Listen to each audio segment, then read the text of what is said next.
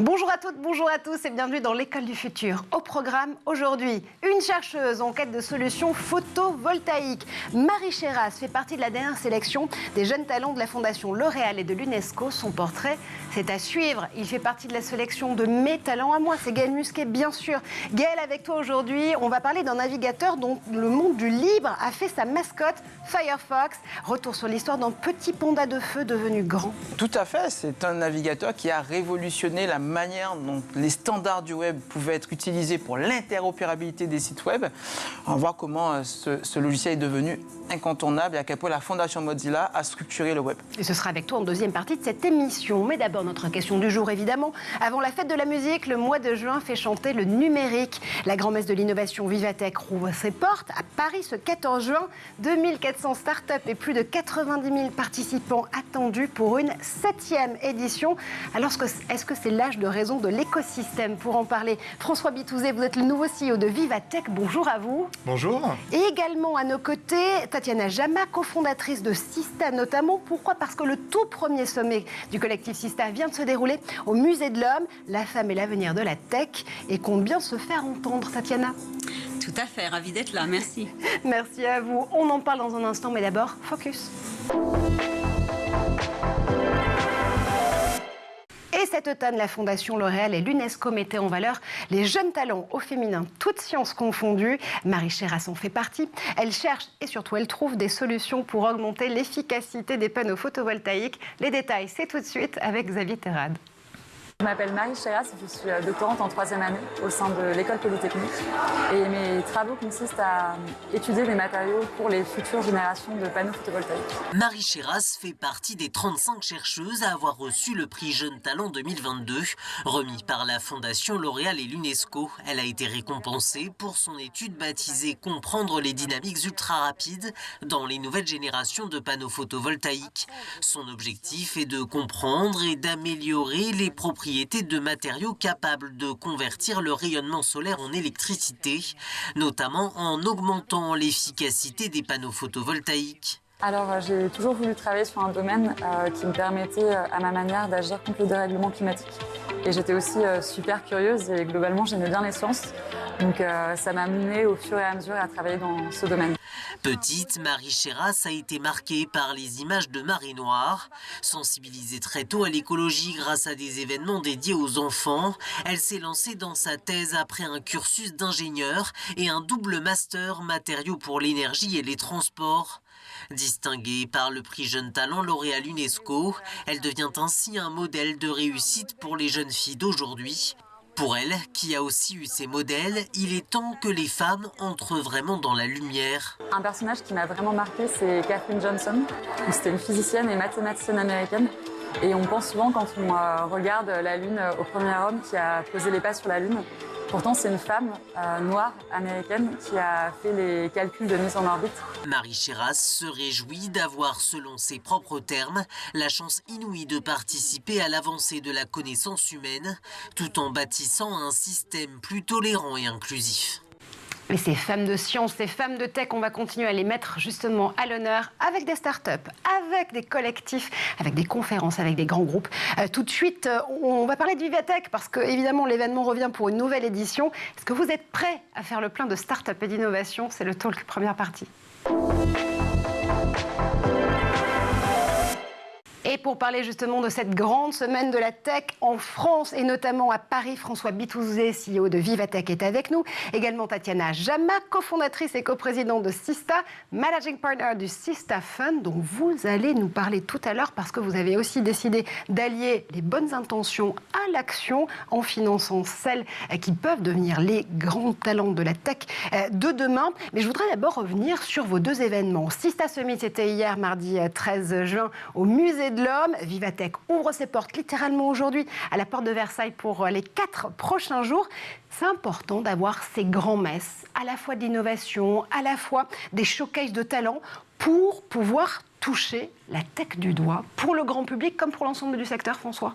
Oui, c'est des moments qui sont très très très importants parce qu'en fait la tech va extrêmement vite. Regardez, il y a un an on parlait des cryptos, du métaverse. Aujourd'hui c'est l'AI qui tient le devant de la scène. Et si on n'est pas capable de se réunir une fois par an avec tous les acteurs, mais vraiment tous les acteurs, c'est-à-dire des tech leaders, des grandes entreprises, mais c'est aussi les pouvoirs publics, les investisseurs, les startups et l'ensemble des publics, grand public, etc., pour discuter des sujets, voir ce qui arrive et comment en tirer le meilleur parti, eh bien c'est là où on risque la sortie de route. Donc c'est extrêmement important, donc à la fois pour se projeter et aussi pour réfléchir business, parce qu'en Europe et en France en particulier, on a des très très beaux écosystèmes et c'est important de les connecter le plus possible avec le reste du monde. C'est ça aussi qui fait la valeur d'un écosystème. Ouais, la tech, c'est aussi une question de business. C'est pas Tatiana Jama qui va nous contredire, notamment avec ce très beau collectif Sista qui existe depuis 4 ans désormais. L'idée au départ, c'était de se dire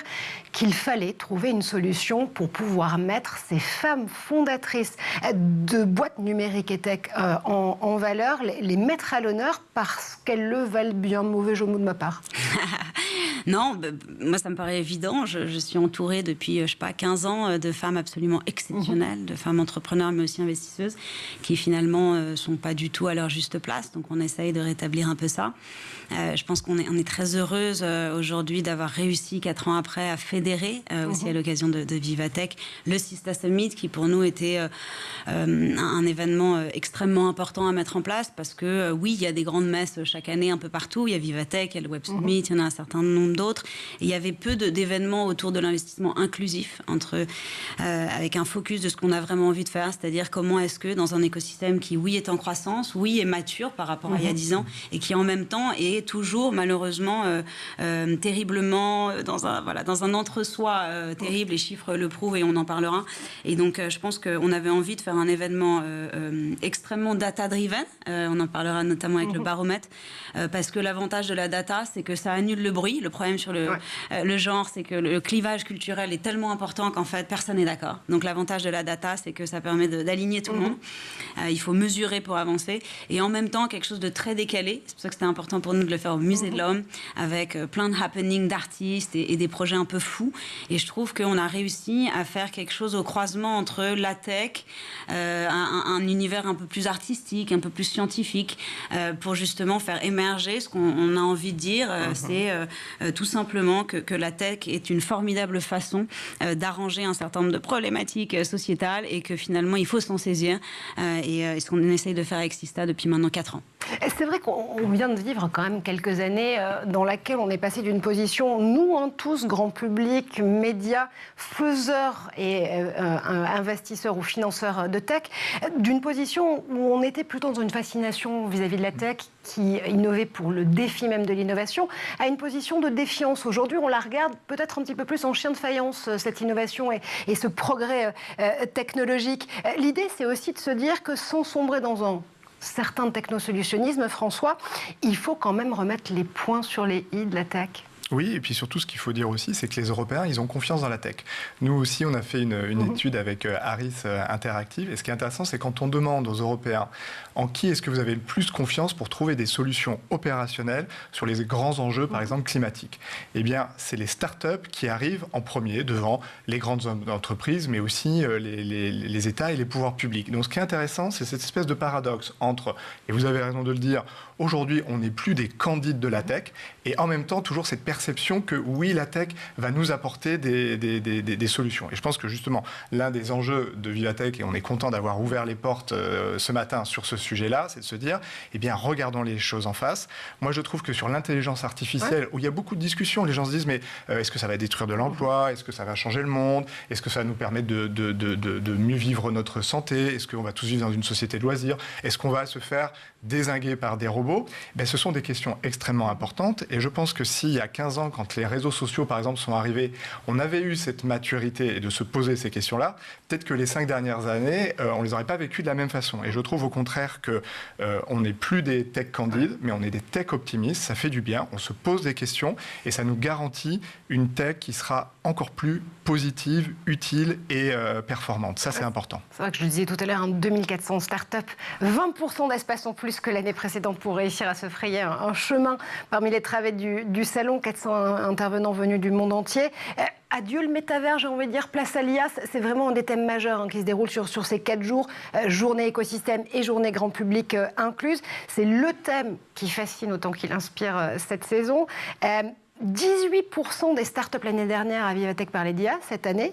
18% cette année vont parler d'IA. C'était 6% seulement l'année dernière. Là aussi, l'idée, c'est aussi d'être en catalyseur, prendre le pouls de la façon dont la technologie perfuse dans la société. C'est exactement ça. Dans la société, dans nos vies quotidiennes, mais aussi dans notre façon de travailler, dans le business. Et c'est extrêmement important d'avoir ce moment pour se retrouver.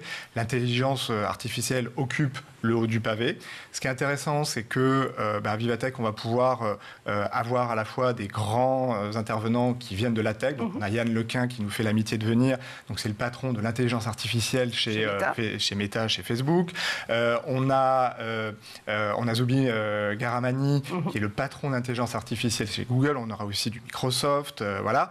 Et ce qui est bien, c'est de confronter les regards, justement pour ne pas rester chacun dans son silo et justement de comprendre les conséquences. Et moi, je suis ravi qu'à Vivatech, on va avoir aussi le président de la Banque de France qui va venir nous raconter quels peuvent être les impacts de l'intelligence artificielle demain. Voilà, c'est pas un grand de la tech et du digital, même s'il a certainement de grandes qualités sur ce sujet-là, mais lui, il va nous parler de son point de vue. Et c'est ça qui est clé, et c'est ça aussi qui est important pour les métiers de demain, comment on ouvre aussi ces nouveaux sujets pour que chacun puisse trouver la vocation qui l'intéresse. Et c'est ça aussi Vivatech. Et confronté aussi à ces points de vue, il n'y a pas d'avancée finalement technologique et quasiment en termes de philosophie tech, si on n'a pas, encore une fois, ces débats très ouverts qui peuvent s'embrasser ici et maintenant. Important aussi, cette question de l'IA, Tatiana, du côté des femmes fondatrices.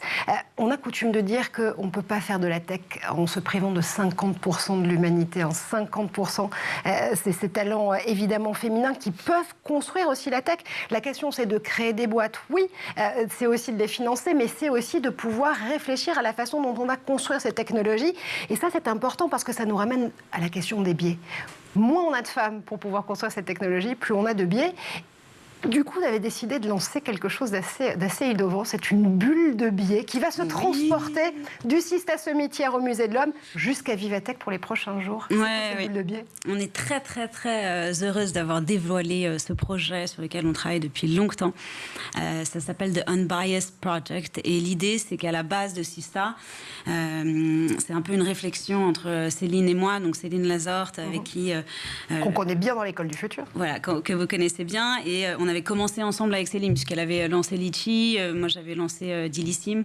On s'était retrouvés à l'incubateur d'HEC, et c'est vrai que c'était en 2008. Et 10 ans après, en 2018, on s'est dit, mais en fait, on continue à nous poser ces questions absurdes sur à quel point c'est dur d'entreprendre au féminin, et on ne comprenait pas bien, parce que nous, finalement, on avait eu aussi beaucoup de chance, jusqu'à ce qu'on réalise qu'on était un peu l'exception. Et donc, on a eu, je pense, ce déclic à ce moment-là, où on s'est dit, il faut compter les femmes pour que les femmes comptent, et que c'est avec cette approche data qu'on va réussir à essayer de proposer des solutions et closer, ou en tout cas participer à closer ce qu'on appelle le funding gap, donc la différence de levée de fonds entre les hommes et les femmes entrepreneurs. On s'est basé pendant longtemps et on a été très inspiré par le projet Implicite d'Harvard, qui est un projet autour des biais et qui est un projet open source qui est très connu. Et pour le coup, on s'est dit qu'il fallait trouver une façon de démocratiser tout ça, parce qu'effectivement, si on vous oblige à faire des tests de biais, vous allez les faire, mais je ne sais pas si vous avez déjà essayé, mais c'est plutôt le Minitel des années 80. Enfin, c'est un peu l'enfer en termes du X. Et donc on s'est dit, mais en fait, il y a un potentiel, il y a une richesse dans ces tests. Il faut qu'on arrive à les gamifier. Et donc ce qu'on a fait, c'est que on a donc gamifié ces tests, on a réussi à convaincre le CNRS de refaire ces tests pour nous. Donc on a notamment Pascal Huguet qui est intervenu hier, qui a reconstruit l'intégralité de ces tests. Les questions sont assez simples, mais les résultats sont extrêmement puissants. Et on s'est dit, on ne va pas garder ça dans un univers trop scientifique, parce que sinon ça ne va pas marcher. Et on aime bien mélanger les mondes. Donc on a travaillé avec le CNRS sur la construction des tests. On a travaillé avec une artiste qui s'appelle Liena Young, qui nous a fait l'honneur de nous faire une structure gonflable un peu folle qui a été dévoilée hier. Et donc, c'est une structure avec 2 grands cercles dans lesquels on rentre pour essayer de se débiaiser. Et l'idée, donc, c'est d'intégrer cette bulle, de faire un certain nombre de tests et de sortir en étant débiaisé. Débiaisons-nous. Juste pour terminer, pour le coup, elle a été lancée hier au Musée de l'Homme et elle part à Vivatech. C'est Vivatech qui la rattrape en voilà. de Versailles. Le plaisir de l'accueillir. Donc merci Vivatech de l'accueillir. Et l'idée, encore une fois, c'est que cette bulle voyage, parce que plus il y a de gens qui arrivent à faire ces tests, plus il y aura de données et plus il y aura des publications scientifiques derrière qui permettront aussi d'avancer sur ces sujets-là. Et ça, c'est fondamental aussi pour un événement comme Vivatech, le fait de se dire que quand on parle de diversité, quand on parle d'inclusion dans les écosystèmes tech et numériques, on ne peut pas s'en tenir juste aux mots et aux déclarations de bonnes intentions. Il faut la faire, cette inclusion et cette diversité, ici et maintenant. Pour nous, c'est essentiel. Je pense que le Vivatech s'est toujours vraiment attaché à l'inclusion et à la diversité en grand. On a d'ailleurs une très belle initiative depuis des années et on est ravis avec Sista, ça s'appelle le Female Founder Challenge. C'est justement de dire comment, une fois par an, on met à l'honneur une femme qui est entrepreneuse dans l'univers de la tech pour l'aider justement à dépasser tous les obstacles que vous avez listés avec Sista. On fait ça avec 50 in Tech, on fait ça avec Iris Eldorado et on est ravis parce que ça marche. Je vous donne un exemple. La gagnante de 2021, elle a réussi à lever 10 millions d'euros depuis et elle nous a dit, le Female Founder Challenge, ça a été cet accélérateur. Nous, on a cette vocation-là. On aide aussi beaucoup les femmes et les filles à aller vers la tech. Parce qu'aujourd'hui, c'est intéressant, la question du biais, c'est chez les hommes. Moi, je l'ai fait, l'expérience de la bulle. Je suis un homme gay et je me suis retrouvé quand même avec des biais vis-à-vis des femmes. Donc, c'est intéressant aussi, des fois, de se confronter un petit peu à ça. On a toutes et tous, chacun en nous, des biais qu'on transporte de façon tout à fait inconsciente. Donc, se débiaiser de façon régulière, c'est une très bonne idée. On se débiaise. Mais ce qui est important aussi, c'est de débiaiser les filles. Et nous, on a une opération, on fait venir 3000 jeunes filles, donc ce sont des collégiennes, des lycéennes et des universitaires, pour leur montrer qu'il y a du travail dans la tech, il y a des enjeux pour elles et il y a des entreprises qui sont prêtes à les accepter. Donc ça, c'est notre deuxième sujet, amener les filles et les femmes vers la tech. Et le troisième, c'est aussi que les sujets qui concernent les femmes soient mis à l'honneur dans la tech. Donc cette année, on est super fiers parce que pour la première fois, on va avoir un village Femtech. Donc il y aura une vingtaine de startups Femtech France qui vont être là pour raconter comment la tech, elle change la vie des femmes, les questions liées à leur corps, à leur bien-être, leur santé, leur plaisir. Et ça fait vraiment du bien dans cet univers. De pouvoir changer un petit peu. On comprend pourquoi il y a 20% d'espace en plus à la porte de Versailles cette année, qui sont justement consacrés notamment à ces nouveaux secteurs de l'innovation notamment. C'est important parce que c'est vrai que Vivatech a toujours misé sur 3 journées qui sont quand même un peu écosystème. On est quand même un peu entre nous sur les 3 premières journées. Investisseurs, évidemment, créatrices, fondateurs, médias, spécialistes aussi et expertes de la tech. Et puis le 4e jour, si j'ose dire, au 4e jour, fut la grande journée publique. Ce sera ce samedi. On peut y aller littéralement en famille. Au départ, se dire qu'aller le samedi à Porte de Versailles pour aller coder, voir des startups, ça a peut-être mieux à faire au mois de juin. Et non, ça fonctionne et ça fonctionne tellement bien que d'ailleurs, vous avez renforcé le dispositif littéralement cette année. Ces enfants, notamment ces jeunes filles qui vont aussi participer à ces challenges ce samedi, vous arrivez à voir à quel point ça suscite des vocations sonnantes et trébuchantes après l'événement. C'est vraiment très important parce qu'on a d'ailleurs tout un dispositif autour de job board et de speed meeting de business. Et on a vraiment des dizaines, voire des centaines de jeunes filles qui après vont se diriger vers la tech. Mais c'est vrai que cette journée du samedi, pour nous, elle est très importante. C'est un moment où on ouvre les portes de Vivatech. Déjà, l'entrée, c'est 20 €. Donc ça n'a rien à voir avec les autres jours. Oui, les badges investisseurs, c'est pas la même. Voilà. Et on adapte vraiment la programmation. On a quelques questions à vous poser à ce sujet, François. Non, je rigole. Non, mais on adapte la programmation, c'est-à-dire que nos grands partenaires, ça va de Renault à L'Oréal, en passant par Meta, Google, La Poste, vont amener par exemple des athlètes, parce qu'on va beaucoup parler de sport. On va avoir des innovations qu'on va pouvoir tester. Vous allez découvrir des robots, vous allez découvrir l'AI à niveau d'enfant. Et c'est vraiment pour tout le monde. Et nous, notre credo, c'est de dire la tech, ça concerne tout le monde, donc tout le monde doit avoir accès à la tech. C'est vraiment très important cette journée du samedi et on va bien se marrer. Retour d'expérience avec un désigné volontaire, Gaël Musquet, autour de cette table, parce que tu as été finalement à la fois intervenant l'année dernière lors de cette journée grand public, et puis public test aussi avec Lia et Damien, tes enfants. Mes enfants, complètement. On est venus cette journée grand public, ils ont découvert un peu les personnes avec qui je travaille au quotidien, les communautés sur lesquelles j'ai pu m'investir, comme OpenStreetMap, Open Food Facts, qui étaient présentes et qui ont été invitées. Et pour moi, c'était un bonheur de voir aussi l'évolution de ce salon qui met aussi la société civile à l'honneur. Et lui fait prendre conscience aussi de son rôle à jouer.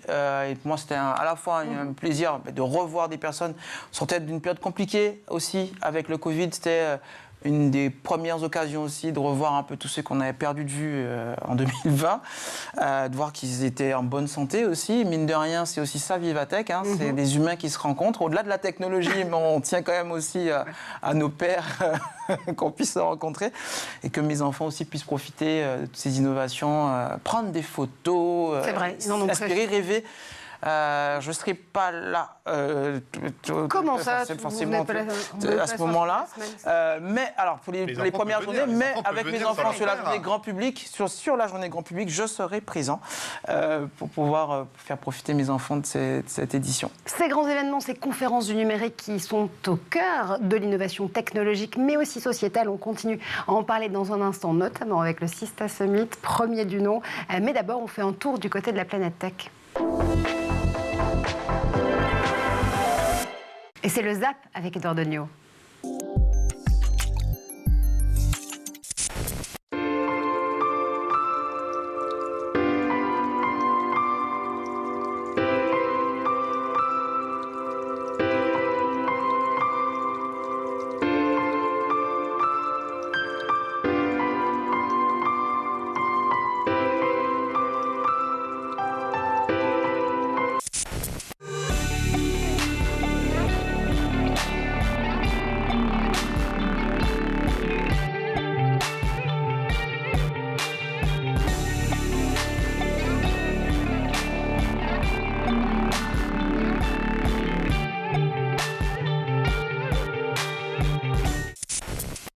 Always on the same page. I really thought that me and Shorty worked one day. So she called me down and put it with another lady. The other girl, shit, well, she's from HB. I think her name was Daisy. Stacy used to love graffiti, so we always went painting. We would get it on, and she wrote me like she ate.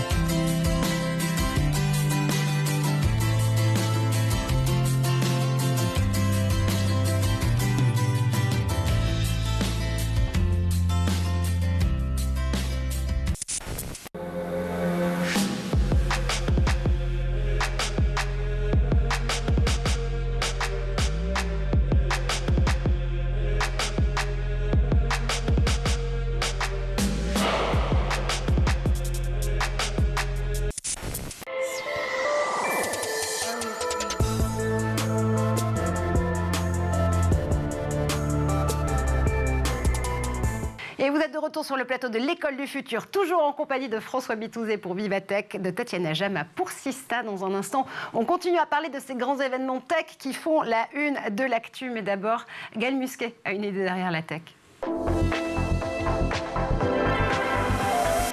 Et Gaël, on parle de ce petit panda de feu devenu grand, c'est Firefox, bien sûr, le grand nom du monde libre. Tout à fait, c'est un incontournable des logiciels libres, un essentiel vraiment de la navigation. Firefox est né au début des années 2000, mais ma chronique ne serait pas complète si je ne parlais pas de sa genèse. Netscape Navigator, pour ceux qui s'en souviennent. Marqueur générationnel. Exactement, à la fin pendant les années 90, Netscape et Microsoft Microsoft étaient les deux grands leaders des navigateurs web, surtout sur le système d'exploitation Windows. Il y a eu une rivalité, une vraie bataille des navigateurs, hein, jusqu'à ce qu'elle se solde malheureusement par le rachat de Netscape par AOL, American Online.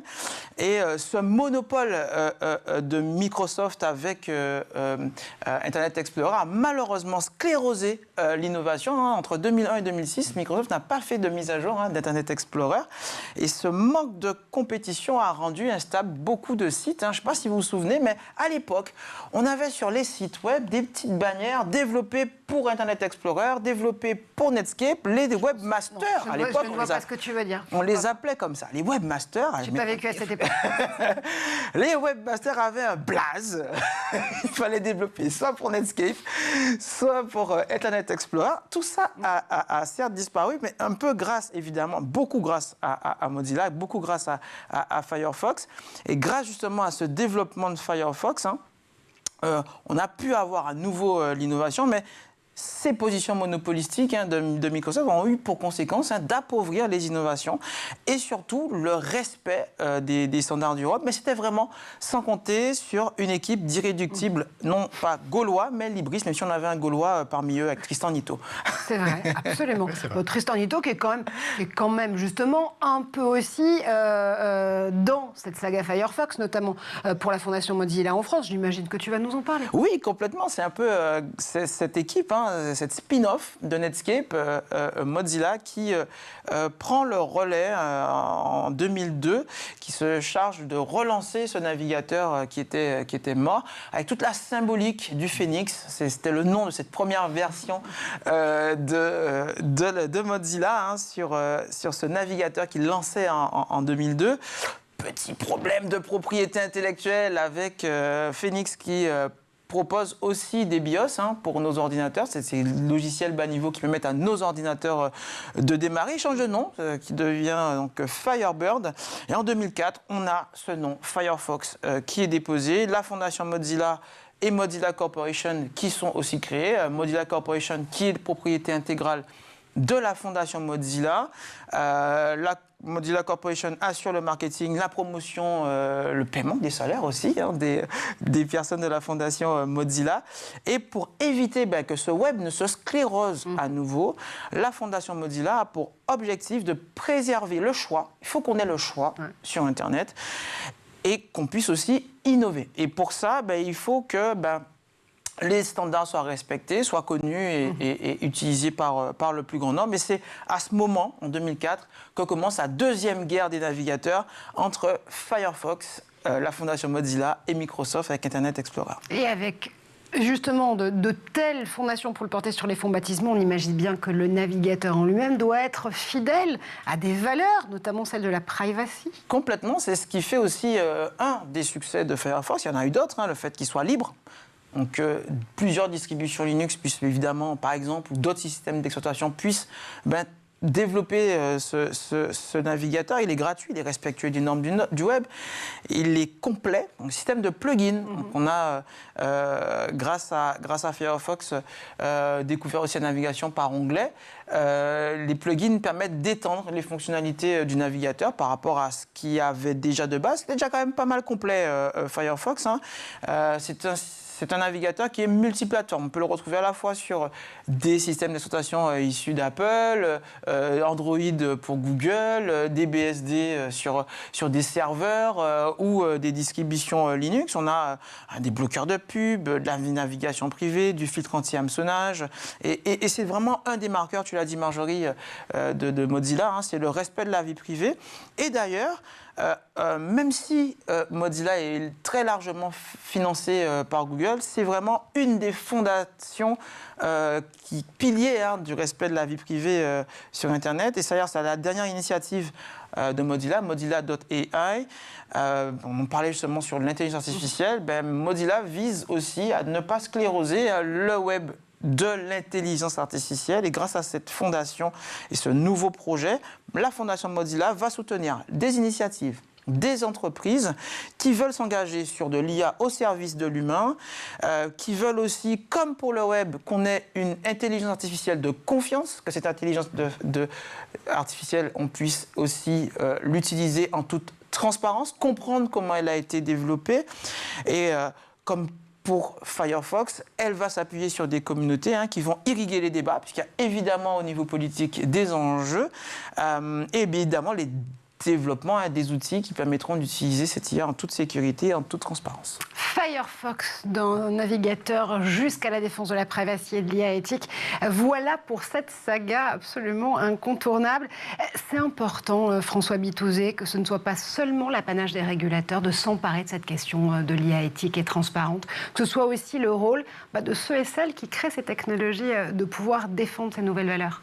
Oui, tout à fait. Et je pense que ce qui est, nous, c'est un des grands combats qu'on mène à Vivatech, c'est de montrer qu'il n'y a pas un seul modèle de la tech et du digital, mais qu'au contraire, il y a plein de modèles alternatifs. Donc c'est pour ça, par exemple, que cette année, la Corée est notre pays d'honneur, parce que c'est intéressant de se dire qu'entre le modèle américain, Silicon Valley, et le modèle chinois, qui est beaucoup plus cadré, pour dire le moins, eh bien, il y a plein d'autres manières de vivre le web, le digital, la tech, et de rouvrir un peu les perspectives. Et justement, de remettre, ça c'est quelque chose qui est assez européen, mais finalement ça fonctionne, de se dire, il y a les gens qui font la tech, il y a les gens qui utilisent la tech, donc c'est vous et moi, c'est aussi les entreprises, et de se dire que le régulateur a quelque chose à apporter, c'est quelque chose qui est très européen, dont on s'est parfois un peu moqué. Vous vous rappelez, quand il y a eu RGPD, tout le monde a dit « Ah, le web va s'écrouler ». On vient de fêter les 5 ans du RGPD. On vient de fêter les 5 ans du RGPD, et puis d'autres pays s'en sont emparés et s'en inspirent.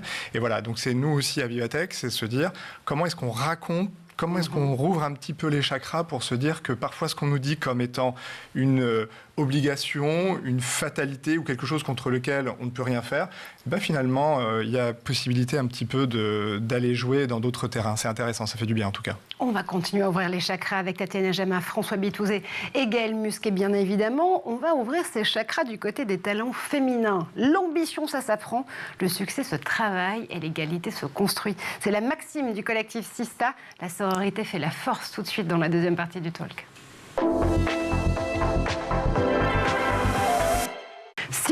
Citation de Tatiana Jama, évidemment. Et je vais vous donner la parole, dites donc, Tatiana, parce que ce Sista Summit, quasiment premier du nom, en tout cas dans cette ampleur-là, a lieu hier au Musée de l'Homme, avec beaucoup d'investisseurs, beaucoup de fondatrices d'entreprises, des chercheuses, des CEO de grands groupes. Du contenu, oui, mais de l'humour aussi, regardez. Alison, je sais pas quoi mettre pour le Sista Summit. Attends Xavier, mais t'es rentré sans frapper là. Excuse-moi, je suis désolé. Je te charrie. C'est ton bureau quand même. Allez, montre-moi. Ok, c'est pas le mariage de ta tante. Faut que tu sois un peu sensuel si tu veux que les gens t'écoutent. Ok. Oh waouh. C'est bien, non? Ah ouais, Xavier. Non mais c'est trop. Non mais c'est trop sexy. On va pas te prendre au sérieux. Il faut un entre-deux, tu vois, un truc sensuel chic. T'as pas un caraco? Moi j'ai ça, classique. Tourne-toi. Chiant. Souris pour voir. Ah, t'es plus jolie quand tu souris. Merci. Allez, vas-y, pitch-moi ton truc, je t'écoute. Voilà, on va créer une nouvelle start-up qui va faire de l'Internet... Xavier, je t'entends pas, t'es à 1 mètre de moi. Impose-toi, parle plus fort. On a lancé une nouvelle start-up pour l'Internet haut débit. Xavier, t'as pas bossé. Tu sais qu'il y a des spécialistes venus du monde entier. Il y aura un colloque sur l'aérospatiale avec une astronaute. Je vais y aller sans toi. Ça me donnera l'occasion d'aller au musée de la femme. En plus, je connais pas, donc...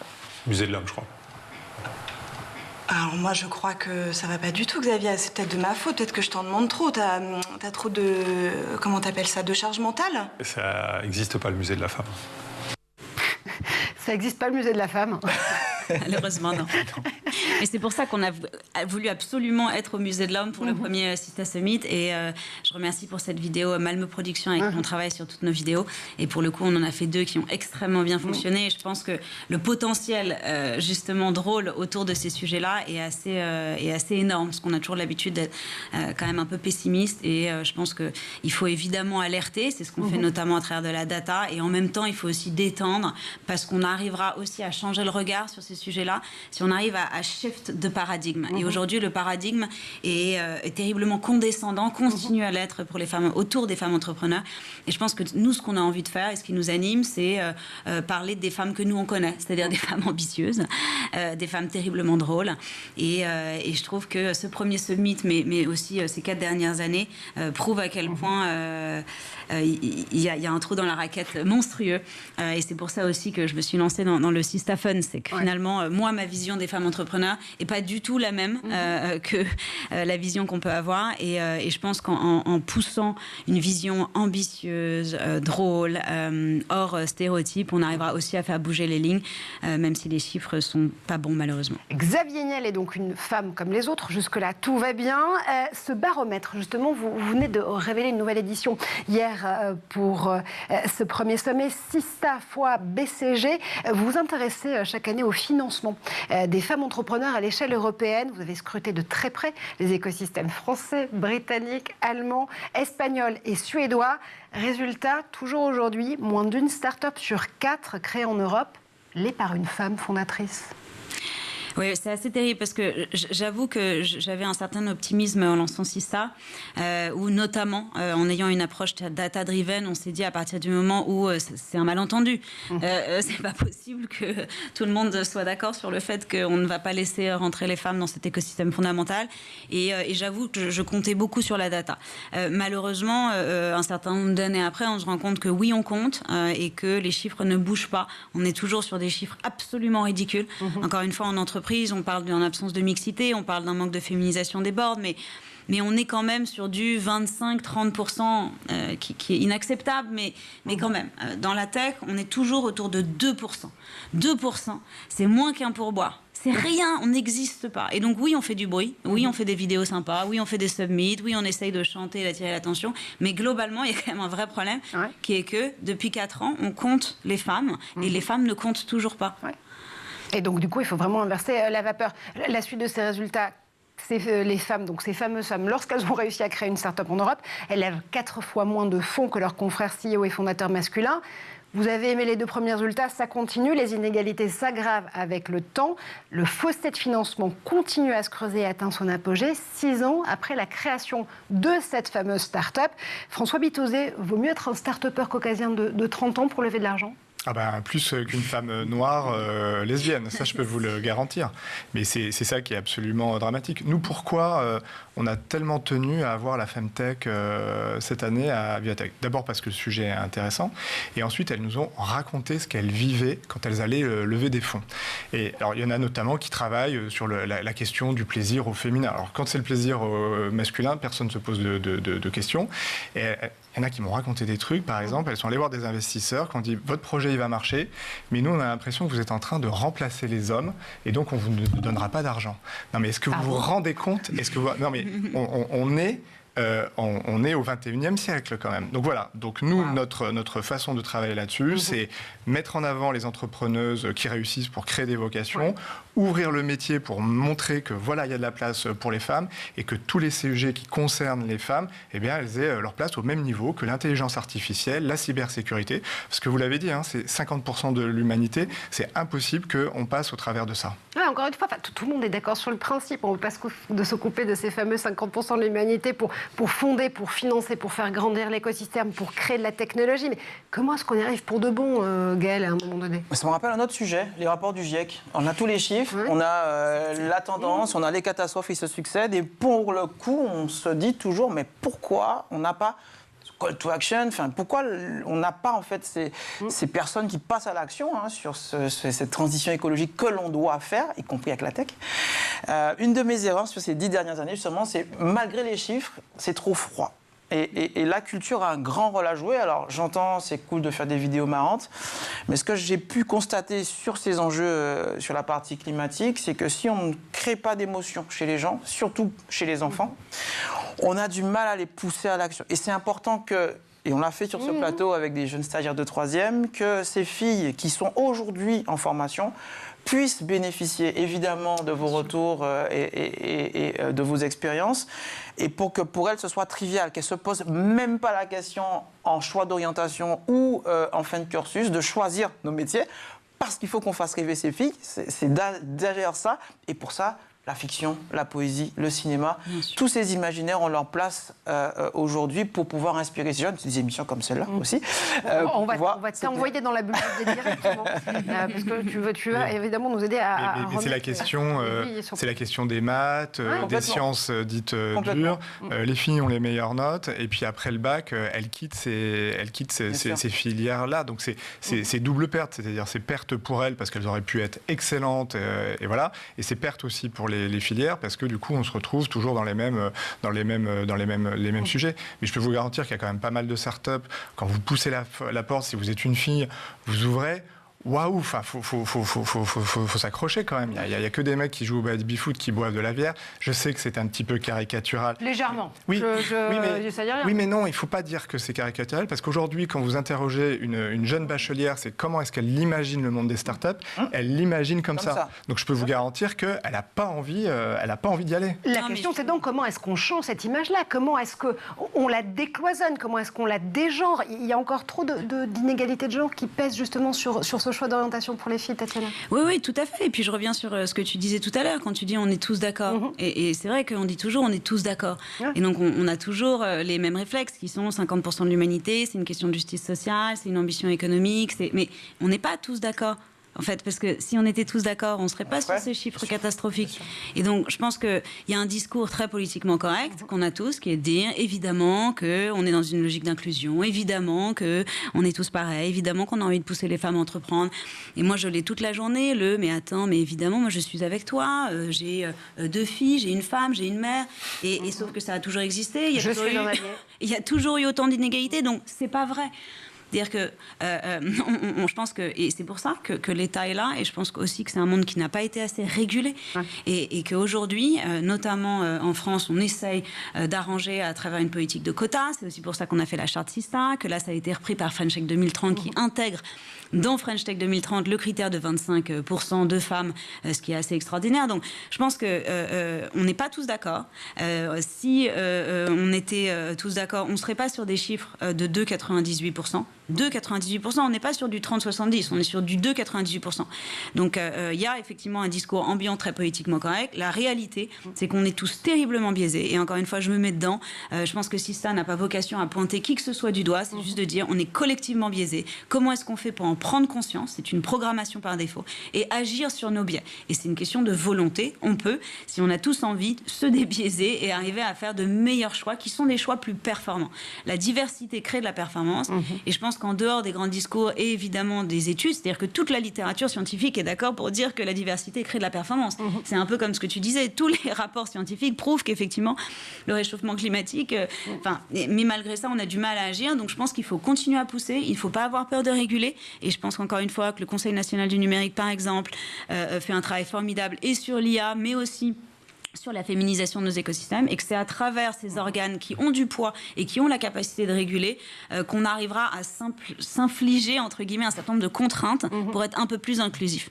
Il faut justement avoir ce côté un peu bâton, un peu contrainte pour réussir à faire progresser les choses. On l'a vu notamment sur la question piternelle, question des quotas, notamment au sein des grands groupes et des conseils d'administration. Sans quotas, on n'a pas réussi à nommer des femmes à la tête de conseil d'administration. Maintenant, on y arrive enfin. Il y a quand même encore que 3 femmes à la tête de groupe du CAC 40, pour ne pas les citer. Mais de toute façon, il faut peut-être aussi prendre des exemples sur d'autres métiers qui ont commencé à se transformer. Je pense que, par exemple, le métier du cinéma, c'est très intéressant. C'est-à-dire que c'est des endroits où il y a beaucoup d'investissements qui viennent, par exemple, de l'État et des choses comme ça. Et un jour, il y a des chartes qui ont été posées en disant si vous n'avez pas X% de femmes dans vos équipes, et pas juste pas devant la caméra, mais derrière la caméra, vous ne pourrez pas avoir les subventions. Bon, après, on est pour, on est contre ce genre de choses. Néanmoins, ça a eu des résultats. Donc, avançons avec ce genre de choses, bien sûr. Et pour avoir d'autres résultats, je ne peux pas terminer cette émission, Tatiana, sans parler du Sista Fund. Pour rallier justement le geste à l'intention, vous avez déployé cet automne un fonds d'investissement, ça s'appelle donc Sista Fund. L'objectif, c'est de lever 100 millions d'euros au total pour promouvoir l'entrepreneuriat féminin. Vous êtes notamment associé à l'accélérateur de Startup 50 Partners pour le faire. Oui, c'est assez incroyable parce qu'effectivement, j'ai l'impression d'être un peu schizophrène en ce moment. D'un côté, il y a le discours ambiant qui est de dire ah, les femmes manquent d'ambition, franchement, on va pas trop investir dedans. Et on a les chiffres. Et de l'autre côté, il y a mon quotidien. Et aujourd'hui, mon quotidien est d'investir dans des femmes exceptionnelles. Et donc, on a réalisé plus 6 investissements dans une space tech, dans une cyber...